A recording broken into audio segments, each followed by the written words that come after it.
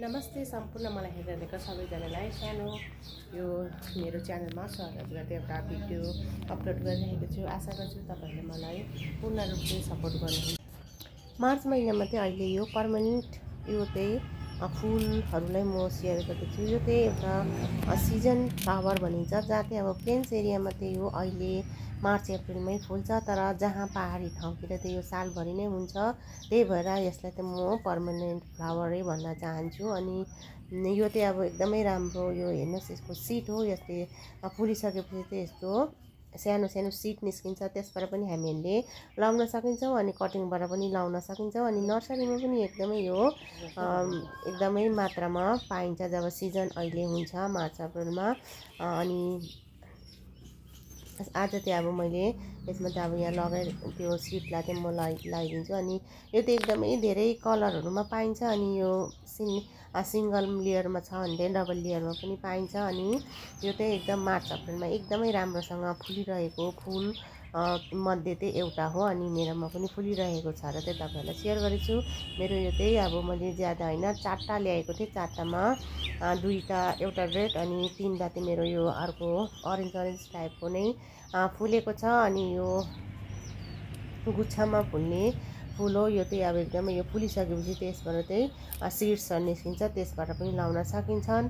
अनि अर्को चाहिँ म यो देखाउँदैछु, अस्ति जुन चाहिँ गोदावरीलाई मैले एकदमै फेदैबाट काटेको थिएँ, त्यसले चाहिँ नयाँ फुल चाहिँ फुल्न थालेको छ।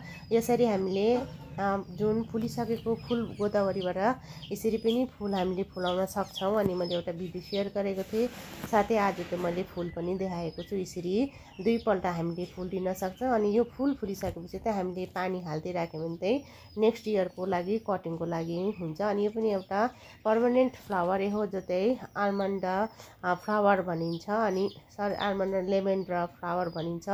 यो पनि एकदमै यो अहिले मार्च अप्रिलमा एकदमै राम्रोसँग फुल्ने फुल हो। अनि यो पनि एउटा पर्मानेन्ट फुलहरुमा नै आउँछ। अनि यसलाई हामीले हाँगाबाट कटिङ लगाएर लाउन सक्छौँ। अनि यो मेरो जस्ट यसलाई कोपिलाहरू फुल्न नै सुरु भएको छ। अनि मार्च अप्रिलमा यो पनि एकदमै राम्रो फुल्छ।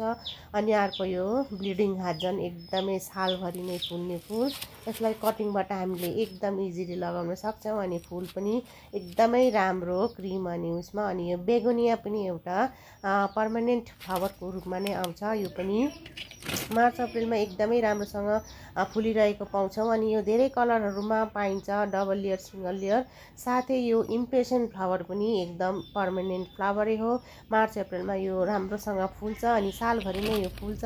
यो मेरो पुरानै बोट हो। अनि यो पनि एउटा पर्मानेन्ट फ्लावर हो। अनि आज मैले जति पनि फुलहरू सेयर गरेँ, यो एउटा पर्मानेन्ट फ्लावर हामीले एकपल्ट लगाएपछि दोबारा नलाउनु पर्ने फुल चाहिँ सेयर गरेको छु। तपाईहरुलाई के कस्तो लाग्यो प्रतिक्रिया चाहिँ आफ्नो कमेन्ट बक्समा अवश्य लेखिदिनु होला। अनि जति पनि मलाई सपोर्ट गर्नुभएको छ उहाँहरूलाई धन्यवाद। अनि जो मेरो भिडियोमा अहिले नयाँ हेर्नु हुँदैछ उहाँहरूले पनि मलाई सब्स्क्राइब गरिदिनु हुन्छ भन्ने आशा राख्दै आजलाई म बिदा लिन चाहे। अर्को भिडियोमा पक्कै भेट्नेछु। तबसम्म मलाई बाइ बाइ।